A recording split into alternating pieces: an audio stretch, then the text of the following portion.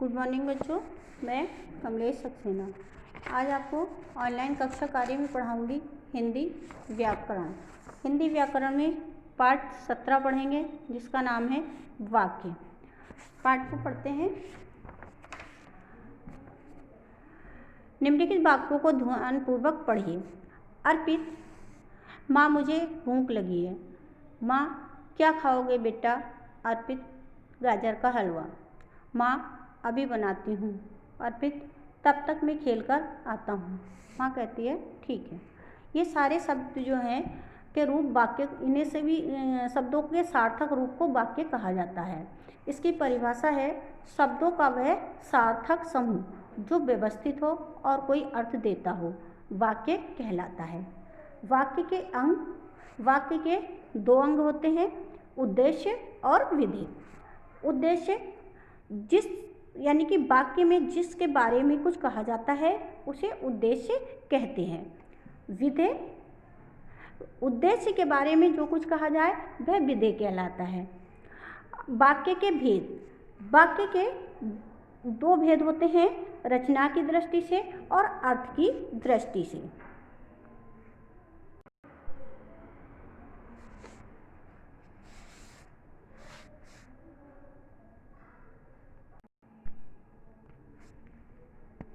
रचना की दृष्टि से वाक्यों के तीन आधार हैं, सरल वाक्य, संयुक्त वाक्य और मिश्रित वाक्य। सरल वाक्य क्या होता है? एक क्रिया वाले वाक्य को सरल वाक्य कहते हैं, यानी कि जिसमें एक क्रिया प्रयुक्त की जाती है। जैसे इसका उदाहरण है राकेश अपना काम कर रहा है, राधा और नीलिमा कैरम खेल रही हैं। दूसरा है संयुक्त वाक्य।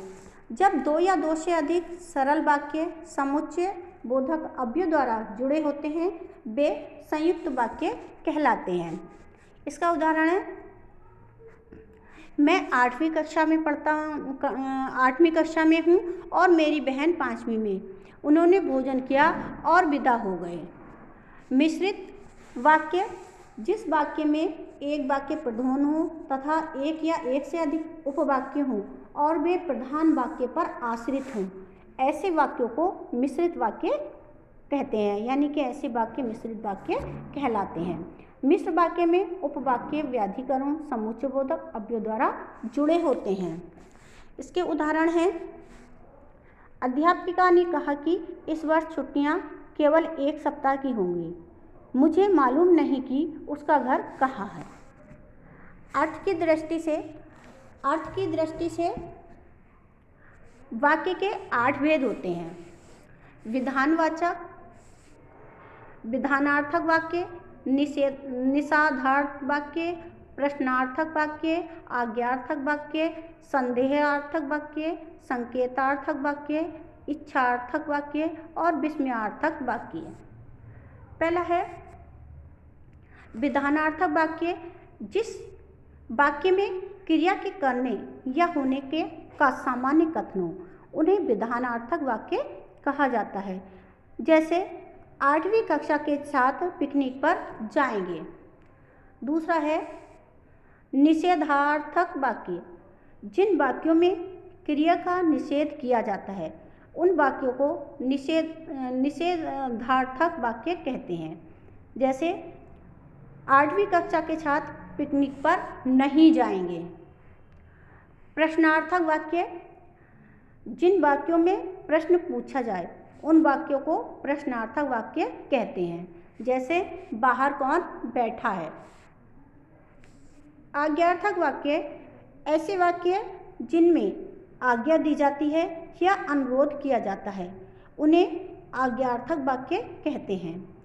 आप वहाँ मत बैठिए, आप अंदर जाइए।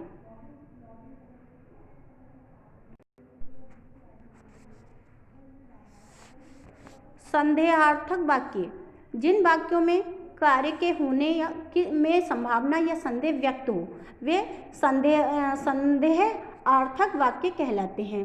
जैसे शायद आज छुट्टी हो जाए। संकेतार्थक वाक्य, जिन वाक्यों में क्रिया का होना किसी शर्त पर आधारित हो उन्हें संकेतार्थक वाक्य कहते हैं। यदि परिश्रम किया होता तो सफलता मिली होती। अगला है इच्छार्थक वाक्य। जिन वाक्यों में कोई इच्छा, आशा, शुभकामना का भाव व्यक्त किया जाए उन्हें इच्छार्थक वाक्य कहते हैं। जैसे इसका उदाहरण है, भगवान करे आपको सफलता मिले।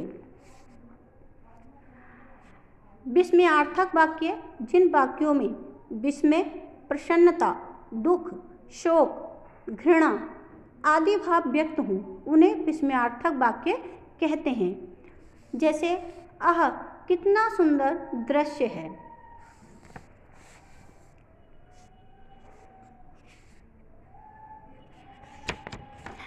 वाक्य परिवर्तन है सरल वाक्य से संयुक्त वाक्य। शाम होने पर बच्चे घरों की ओर चल पड़े, ये सरल वाक्य है। इसका संयुक्त वाक्य में क्या होगा? शाम हो गई और बच्चे घर की ओर चल पड़े। संयुक्त वाक्य से सरल वाक्य। पुलिस ने गोली चलाई और चोर भाग गए, ये संयुक्त वाक्य है। इसका सरल वाक्य में होगा पुलिस के गोली चलते ही चोर भाग गए। सरल वाक्य से मिश्रित वाक्य बनाइए। सरल वाक्य है पिताजी से अनुमति लेकर हम पिकनिक पर जाएंगे। इसका मिश्रित वाक्य बनेगा यदि जब पिताजी अनुमति देंगे तो हम पिकनिक पर जाएंगे। मिश्रित वाक्यों से सरल वाक्य।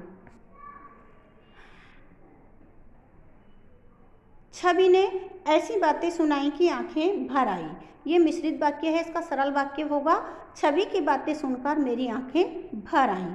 संयुक्त वाक्य से मिश्रित वाक्य। गाड़ी स्टेशन पर रुकी और चाय वालों की आवाज़ें आने लगी, ये संयुक्त वाक्य है। इसका मिश्रित वाक्य में होगा जैसे ही गाड़ी स्टेशन पर रुकी कि चाय वालों की आवाज़ें आने लगी।